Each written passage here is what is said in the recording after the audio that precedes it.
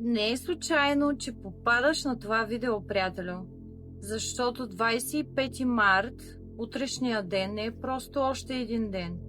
Това е един от най-мощните астрологични моменти, които ще преживеем през цялата година.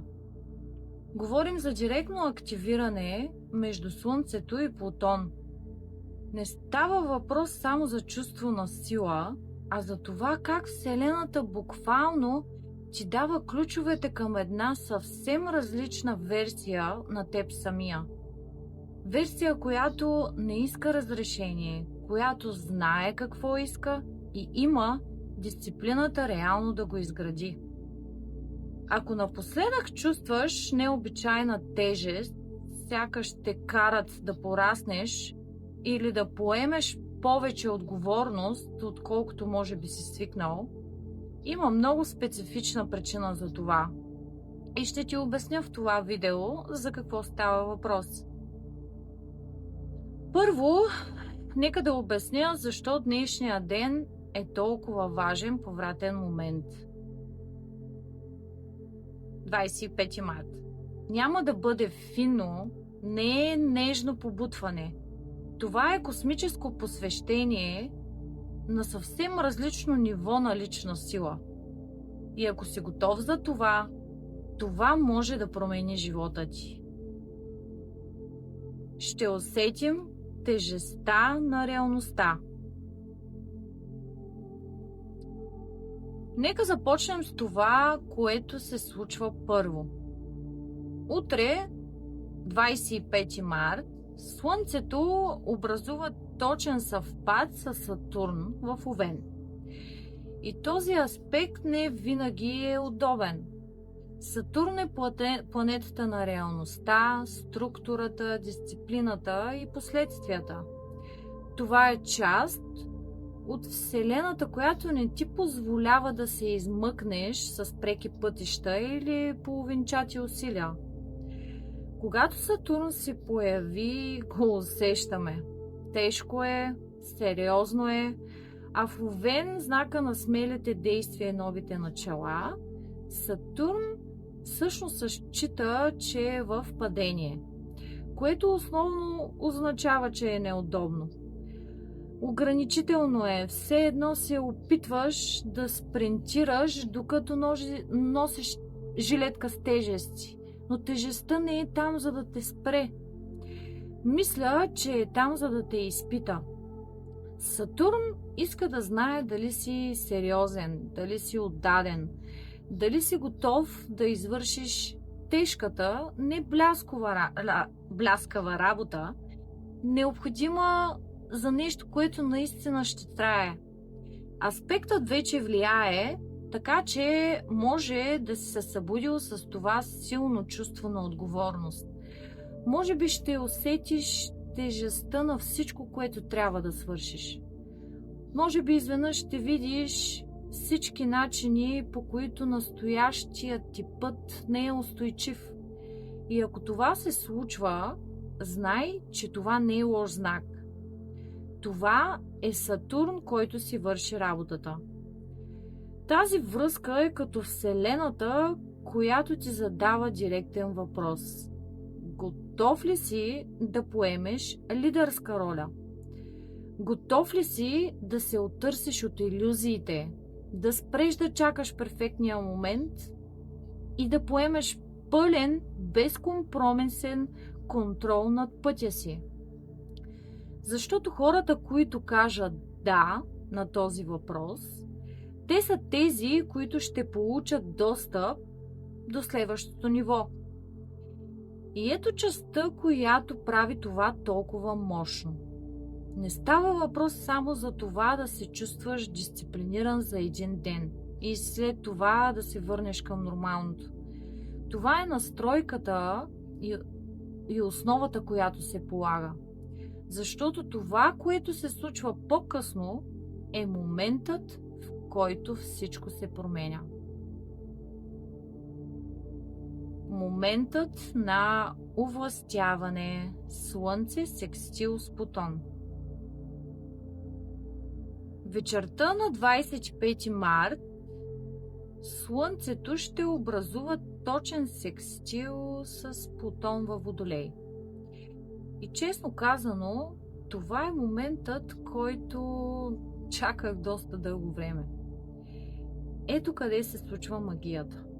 Плутон е планетата на дълбоката задълбочена трансформация. Той управлява подземният свят, скритата подсъзнателна сила и всичко, което крием под повърхността. Когато Плутон се свърже с Слънцето, което Слънце представлява твоята основна идентичност и жизнена сила, ти се дава достъп до ниво на вътрешна сила, за която може би дори не си знаел, че притежаваш. Ето какво е интересно в аспекта секстил. За разлика от квадрата или опозицията, които могат да се усещат като битка, секстилът е хармоничен, подкрепящ, но и не и пасивен аспект. Това е като незаключена врата. Възможността е на лице, но трябва съзнателно да избереш да я използваш. Трябва да участваш в собствената си трансформация. И тъй като това се случва в Овен и Водолей, посланието е наистина ясно. Слънцето в Овен е свързано с индивидуална сила, смелост и самоутвърждаване. Плутон във Водолей пък е свързан с колективна еволюция, иновации и освобождаване от остарели системи. Това означава, че твоите лични пробиви, границите, които си поставяш, решенията, които вземаш, силата, в която стъпваш, те не са само за теб всъщност. Те ще се разпространят и ще засегнат твоята общност, може би дори целият ти социален кръг. Това е моментът, в който осъзнаваш, че гласът ти всъщност има значение, че визията ти има тежест, че не се нуждаеш от ничие разрешение, за да претендираш за авторитет. Този транзит не ти дава сила просто така без причина. Възнаграждавате за това, че вършиш работата в сянка, че се сблъскваш с части от себе си, които си избягвал, че си готов да погледнеш най-дълбоките си страхове, старите си модели, несигурността си и да кажеш: добре, виждам и ще се трансформирам с сила. Ако си бил на терапия, да кажем, водил си дневник, правил си вътрешната работа, за да разбереш себе си на по-дълбоко ниво, утре е моментът, 25 март, в който тази работа ще се отплати. И то масивно. Защото Плутон поема целият този заровен материал и го превръща в гориво. Превръща раните ти в мъдрост, борбата ти в непоклатим авторитет. Някои хора ще преживеят това като внезапно осъзнаване, че са приключили с играта на дребно. Други път ще почувстват как ги взема тиха, но почти опасна увереност. От онези, при които влизаш в стая и енергията просто се променя. И ако това се случи с теб, повярвай му, това е твоята сила, която най-накрая се появява. Но ето каква е уловката. Ще се почувстваш емоционално оголен. Ето къде се случва истината.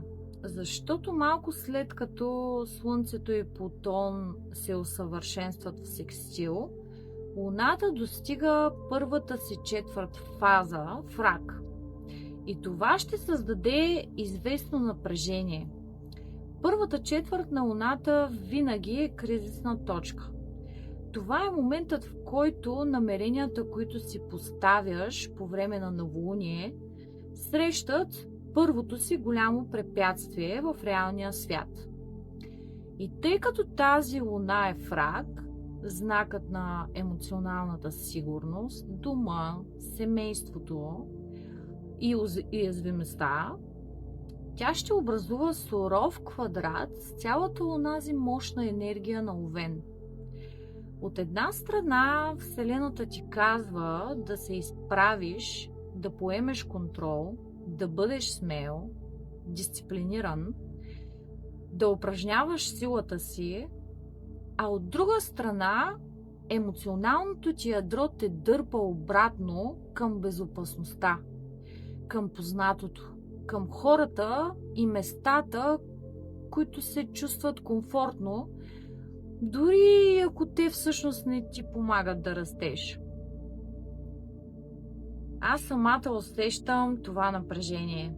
Все едно, част от теб знае, че трябва да направи голяма крачка, а друга част просто иска да се оттегли, да си почине и да не се занимава с абсолютно нищо от това.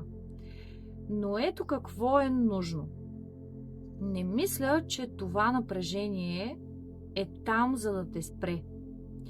Мисля, че е там, за да се увери, че не се изоставяш в преследване на амбиция. То е там, за да ти напомни, че истинската сила не е в това да потискаш емоциите си или да се преструваш, че си непобедим. Става въпрос за това да можеш да продължиш напред с авторитет, като същевременно уважаваш нуждите си от безопасност, почивка и емоционална връзка.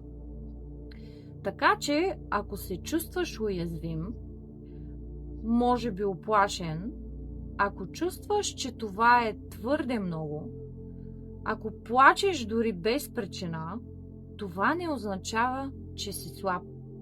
Това означава, че си човек, приятелю. И честно казано, хората, които могат да притежават и двете неща едновременно, пламената амбиция и нежната уязвимост, това са хората, които всъщност стават неудържими. Благодаря ти, че беше тук, приятелю. Ще направя още 2 видеа относно този транзит, като в едното видео ще ти кажа, ще мина през всяка една зодия и как това се отнася за всяка от тях. И след това ще ти дам някои практични стъпки, които ще можеш да направиш в утрешния ден. Абонирай се, ако не си се абонирал, за да ми помогнеш да развия канала си. И ще се видим в следващото видео.